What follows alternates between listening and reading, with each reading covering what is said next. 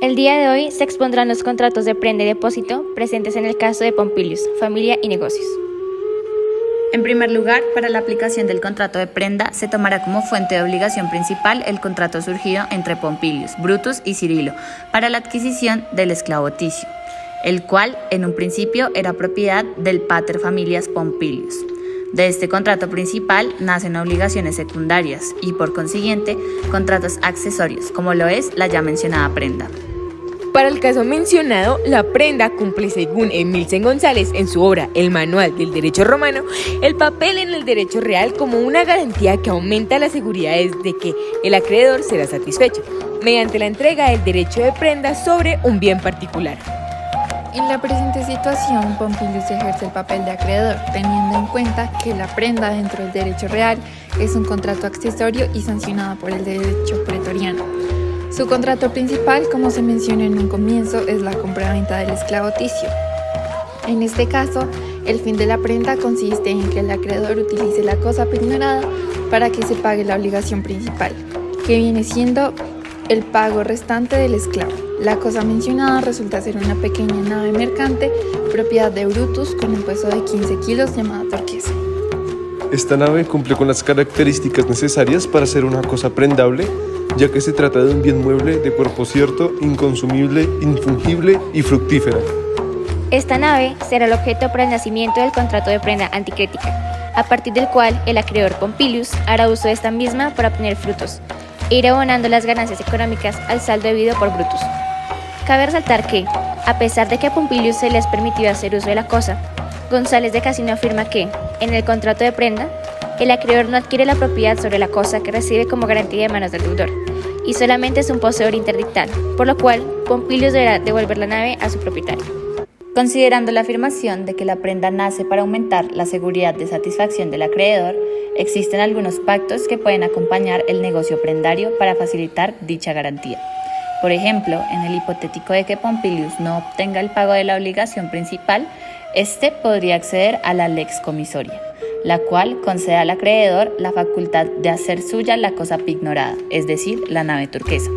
Sin embargo, es importante resaltar que esta ley fue prohibida por los emperadores, ya que en muchas ocasiones este convenio suponía un valor muy superior al monto del préstamo inicial.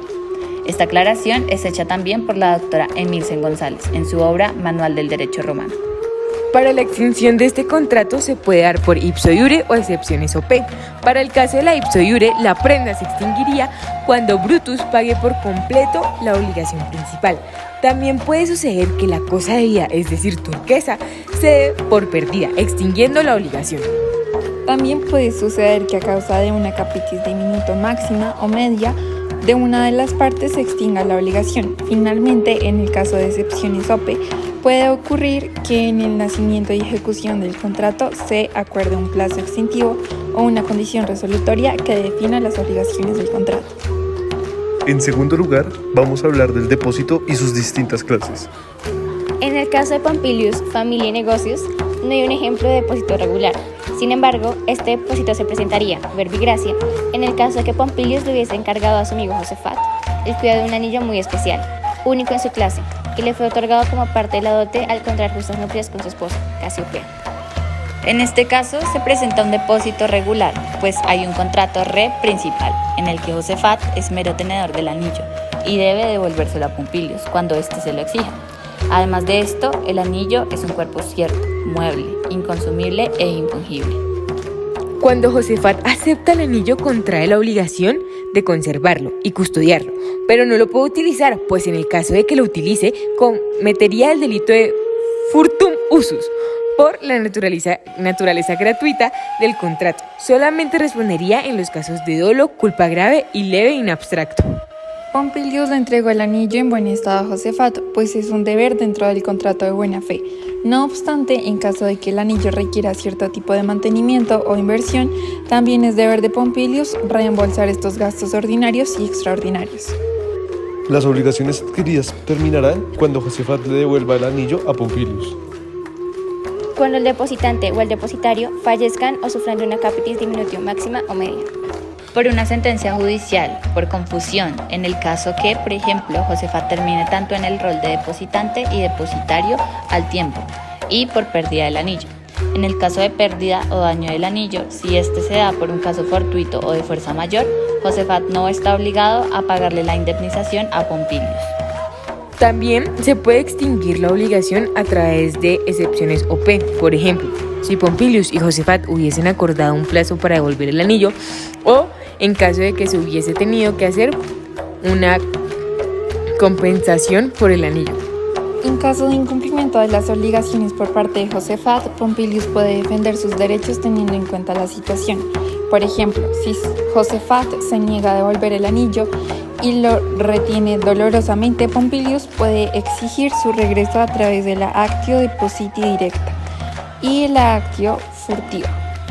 Y si Pompilius incumple con sus obligaciones, Josafat puede, por ejemplo, en el caso de que Pompilius se niegue a pagarle las indemnizaciones debidas, Josafat puede utilizar la actio depositi contrario para exigirlas o utilizarlas el derecho de retención, el cual es utilizado como garantía para el cumplimiento de obligaciones.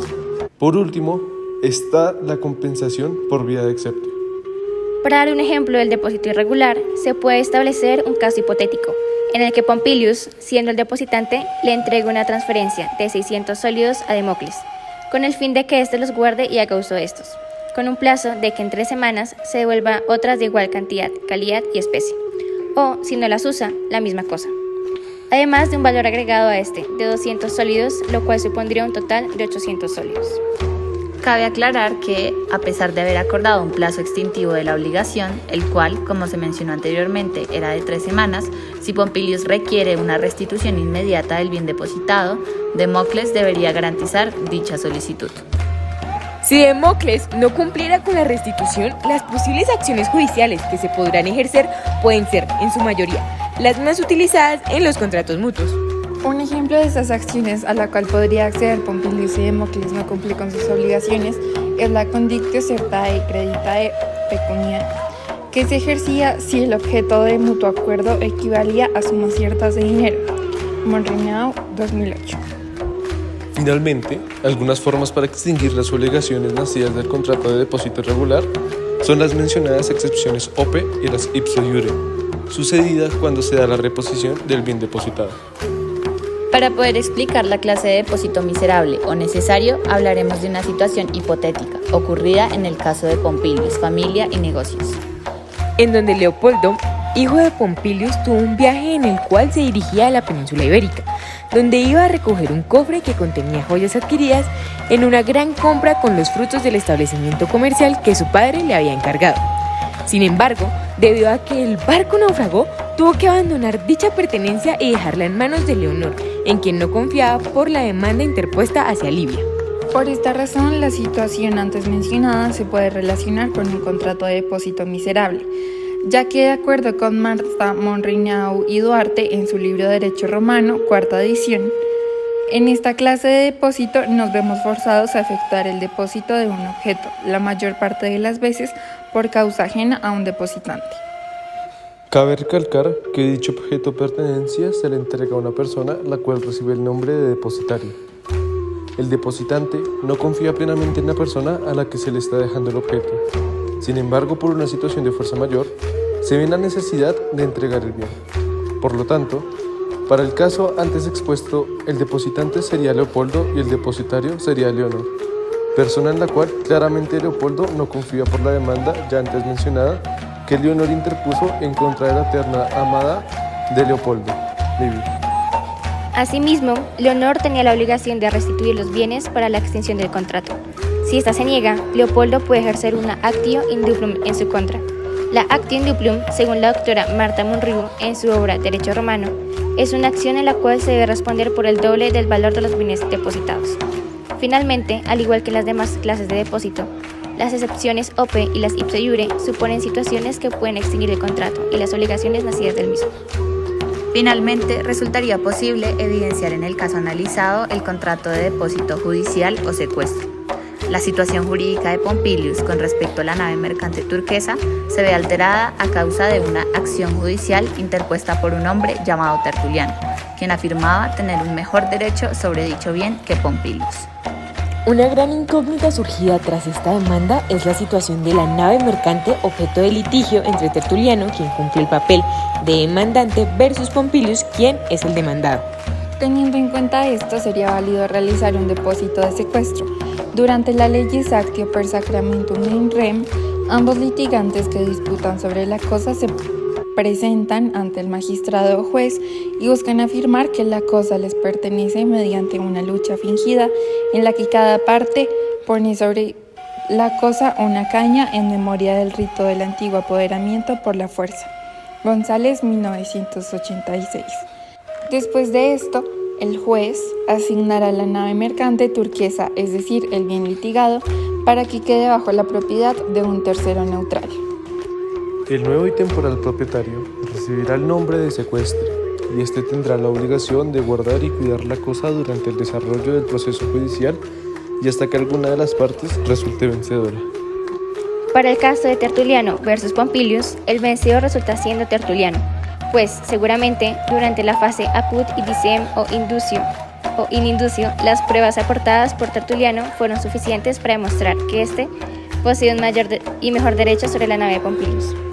Para que a Tertuliano se le restituya el bien, éste podrá acceder a la actio depositi sequestrataria, mediante la cual exigirá la entrega de la cosa secuestrada, dando por extinto el contrato. Así como en las anteriores clases de depósito mencionadas, la extinción de obligaciones puede darse por excepciones oper o por ipso iure, de acuerdo a las situaciones ya mencionadas en casos anteriores. Así culmina la demostración y aplicación de los contratos de prenda y depósito con sus clases en el caso de Pompilius, familia y negocios. Agradecemos la visualización del presente video.